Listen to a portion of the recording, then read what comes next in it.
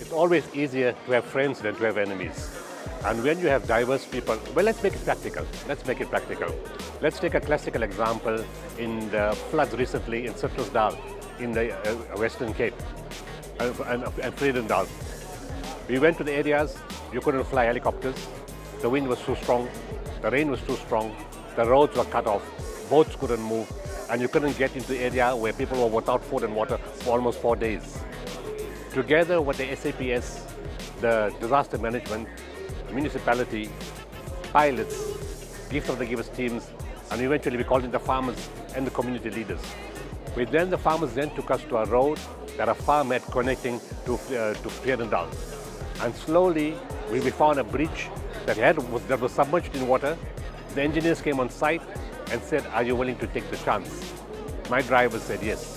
So the driver said, "We'll stay on the side of the bridge. If you guys fall in, we'll take you out."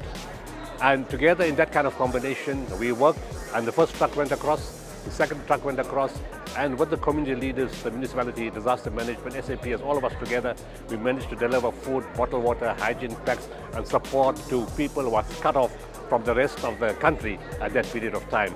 So yes, it was far better working together. The critical component is not to have ego. When people don't have ego, they don't worry who gets the credit, and they do it in the interest of fellow human beings. There's much you can achieve in the country and outside. We've been to crisis situations all over the world. What's striking is the people who have been affected by the crisis. In most cases, they were in a disaster before the disaster hit. The disaster was a blessing. It amplified the people's resistance, their resilience, and the challenges they were having. Let's take some examples. When we got to Niger, it was a famine, August 2005. The drought destroyed the crops. What was left, the locusts came and ate everything up. When we got there with our primary healthcare teams and with food, the governor met us, because the important thing, again, as I mentioned, is no ego. When you go in there, you don't think that you're some kind of great lord that has come from another country. You can't say I studied in UCT and WITS and UKZN and Pretoria and Free State, especially when you're medical guys. You come here and you tell the government, we are brothers, we're from Africa, we've come to work with you. Do you need us? How do you need us? How do we fit into your system? We are not here to change the system. When that happens, the governor met us, the mayor met us, the police met us, the district people met us, the nurses met us. They beat the drum, the old system, because people didn't know there's a foreign team here. So the people come in their thousands. We realized 7 or 8 of us can't see all these patients. So we triage. We walk through the crowd. Remember, it's famine, it's malnutrition, it's disease, it's hunger. We look at the patients, we tell the mother, because we don't speak the language. So it's the language of the heart. You point to the baby, you tell the mother, you can go. The mother understands the language of the heart and walks out. Something else happens. No adult males come, no teenagers come, no big kids come, and the mother don't ask for help for themselves. I couldn't understand that. And I couldn't understand when I did this and told them go, they started smiling. After a few minutes, they all started doing it. And I'm trying to figure out, in famine, why are these people doing this when there's no doctor? That night, we have a session every night, a briefing session. Thulasizwe Simelane, who was with SABC Radio at that time, he's with ENCA now, came and he said, because they go into the areas, he puts his hand up first, he says, I want to say something. He said, I went to the villages here in Tilaberi and found that 3 to 5 children were dying a day. I said, stop, I have the answer. He said, what do you mean?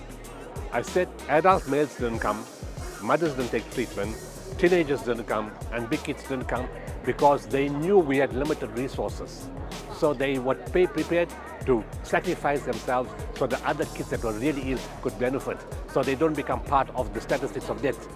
And when they walked out of the queue, it was the same reason. Their kids were sick, but they were not as sick as other children.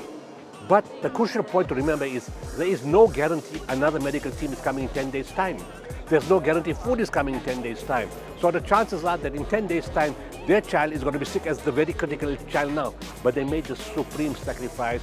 That's the Ubuntu spirit of the people of Africa. When we gave out the food, there was far more people than we had food. So we split the food parcel into 3 ways. Rice, maize, sugar, and other things, and we split them out. When it was finished, there was no riot. There was no complaint. They just put the head down and they walked out with absolute discipline and dignity. And then those who had received, and you may remember they already shared now. They said, come my brothers and sisters, bring a cup. bring a bowl, we'll put for you. And in that hardship situation, they shared. There's a message to people who are well-meaning, who are not well-meaning, or who have earned well, who have support, who have infrastructure, who have equipment, who have money. It's important in life to share, because the blessings that come from that, you cannot put a price to it. We have a special word for that in Arabic. In Islamic teaching, it's called barakah. Barakah is an Islamic word meaning that whatever you give, the blessing multiplies tenfold to 700-fold. It comes back in a huge way. It's bounties upon bounties upon bounties without measure. You can't feel it. You can't see it. It's not tangible, but it impacts in your life, having good children, having a happy marriage. Income comes from some way. Food comes. Good health, blessings, difficulties come. Yes, you'll be tested, but they always overcome because of barakah. My spiritual teacher who gave me the instruction to form gift of the givers.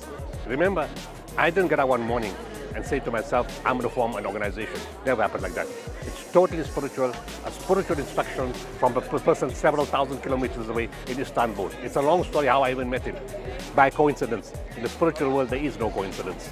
He told me, my son, mankind is one single nation. The God of all mankind is one. We just know him by different names.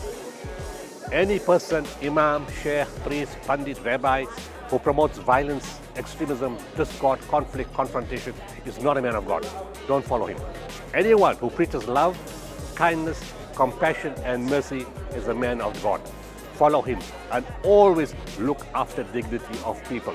We don't look at race, serve people unconditionally. Don't look at race, religion, color, class, political affiliation, or geographical location. You serve everybody unconditionally, expect nothing in return. We've applied that. I'm doing this work for 33 years. And wherever we go, when you do that unconditionally, you win over hearts. When we went to a place called Hafun, affected by the tsunami of 2004, all the people came in the queue. And you know what? They were all not sick.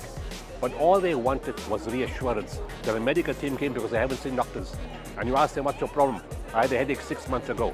I had stomachache a year ago. And all they want is somebody to talk to them gently. So you touch them gently, you listen to them, you empathize with them, you show compassion to them, you give them a listening ear, and you talk to them in a loving way. 60 to 70% of the disease is gone. They heal just by a compassionate approach.